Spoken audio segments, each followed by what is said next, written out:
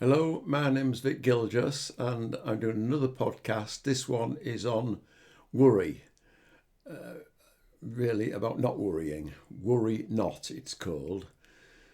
I like doing these podcasts. I hope they help you. They certainly help me. What is worry?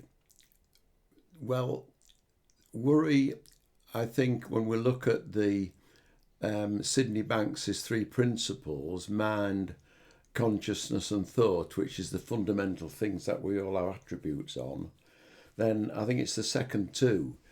The thought part is that something happens that upsets us, we have a thought about it, and our consciousness puts bells and whistles on it. So that makes it, we don't like that particular thought, that worry thought, which is usually about not the now, it's usually about something that's happened or something that we think might happen. So it puts, as I say, kind of qualities to it. That's our consciousness, that's our the show we develop around the story in our mind, and it gives us a bad feeling if it's a worry, and we don't like that. So that, I think, is what worry is. And I think some of the clues in that about to get around that is the fact that so we can't stop thinking about something that is upsetting us, and in that our mind, our this mind, our small mind, not the big mind in the three principles, tries to problem solve for us. What worry does is it gives us stress. It is the world's worst killer, I suppose. It's the number one contributor to stress from those type of thoughts. And there are songs being written about it, books being written on it. As regards songs, I've got Patsy Cline here. Worry, why do I let myself worry? I'm crazy for trying, crazy for crying, and crazy for loving you. So there Patsy Cline is describing it as a crazy act, and I suppose it is an insane act or a crazy act, because why would we concentrate on something that's upsetting us? Why do we do that? Other songs that I like on this that popped into my mind are Bob Marley and the Wailers. Don't worry about a thing, because everything is going to be all right. Great. And I like this one. This is Be Happy by Bobby McFerrin. In every life we have some trouble. When you worry, you make it double. Don't worry, be happy. Be happy now. And that is the thing about worry, is that when we do worry, we do make it double, because first of all, we've had the thing that actually happened that worried us, and then we start worrying about it, and so it's happening again. And then if we don't resolve the worry, we will worry about it again. So it's not very nice.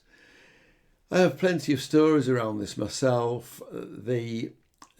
When my father was teaching me to drive, he was telling me not to worry. In effect, what was happening was I was worrying that much about how to drive and do it competently that I really wasn't paying attention to what was going on in life right in front of me, and nearly ran somebody over on one occasion. So worry just distracts you from life.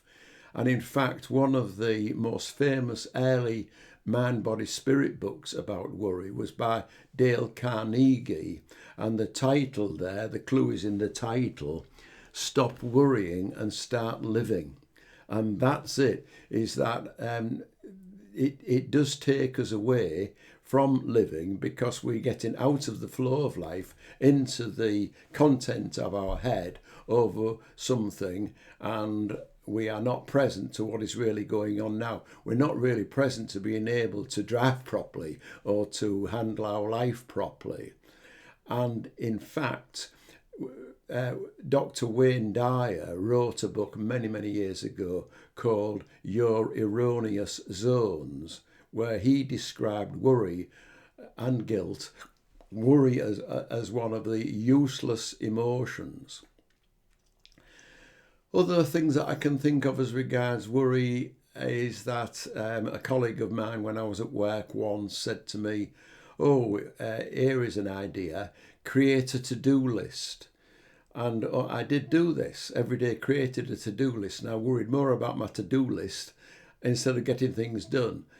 And in fact, if I took things as they happened, I was more able to use my present competence and abilities to tackle problems rather than thinking about what do I do next. In fact, some of the things that I thought to do next resolved themselves. And that is another thing that I can refer to as regards Wayne Dyer.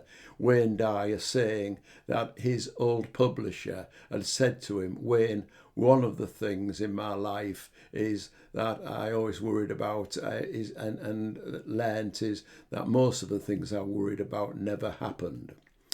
So how can we, well, I've got quotes on, what have I got quotes on? Let's have a look.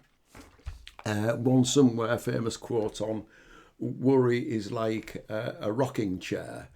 It kind of lots of ups and downs, but it gets you nowhere. So, why do it? It is a human occupation and a natural thing. I think that when we look at how we were built, and I'm talking about generations of us all, in the past we had to worry about that thing around the corner, that monster that might eat us, that hairy mammal. So we've been programmed to worry. And there is less of that needed now, and that is why it could be sensed as an out-of-date emotion. But it is there, and we are really understanding that it is resulting from thought, and it is in effect just a thought. What is going on is that our mind, if it's a problem thought or a worry, is trying to solve it for us, good old mind, our mind. And is that necessary when in actual fact we will handle problems as they occur when we're more in touch with what is going on now instead of up in our heads worrying? So in that sense, when we look at the modern approaches to, and I'm talking here, and I'm always interested in the evolution of ourselves, the evolution of our thought, where we can look at worries as being like an unnecessary thing that we have, like our tonsils, an outdated emotion, that whilst it has its place and it is natural, that it is not a thing to be focused on all the time in terms of trying to use our mind to sort things out, as I've just said. That if we look at, for example, some definitions of worry, ChatGPT says many things about it which are quite useful. One of the things it says is that we should set aside time for worrying. Well, I'm not so sure about that, but I can see what it's doing is it's saying, look, at 2:00 this afternoon, I'm going to have half an hour of worrying and then I'm going to move on. But it's not like that. The mind doesn't work like that. If instead I think we said to ourselves, well, there is some usefulness in that type of idea, that we should look at worry, and I'm talking about looking at worry in the sense of not being concerned with all the issues and detail around a particular worry, but looking at the feeling that it's giving us, which is an off feeling. That's why we're trying to solve it, and just leaning into that feeling. And that phrase is used by Dr. Amy Johnson, who talks about leaning in to the bad feeling because feelings do change. The reason that they change is because thoughts do change, and eventually we kind of are facing that feeling, feeling that feeling, and it will dissipate. The other way, when we're trying to look at all the angles of how to get rid of or close down or resist what's worrying us, just keeps us stuck in that loop. As I've said before, that's why we might be looping.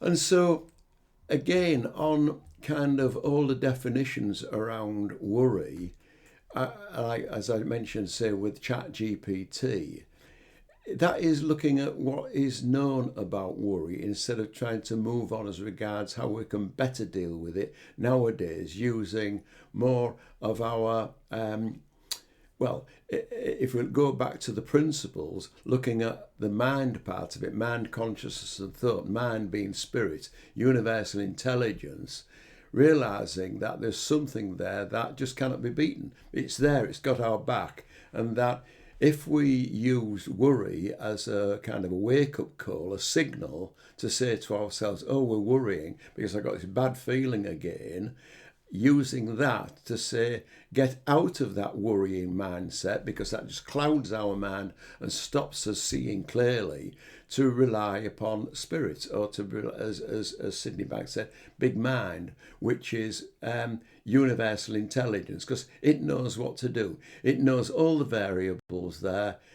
We only know a few, and we only kind of look at what we know. And I often think that if Albert Einstein in his day had had ChatGPT, it would have told him all about Galileo, it would have told him about Isaac Newton and gravity, and he would never have come to realise from a message that came from where?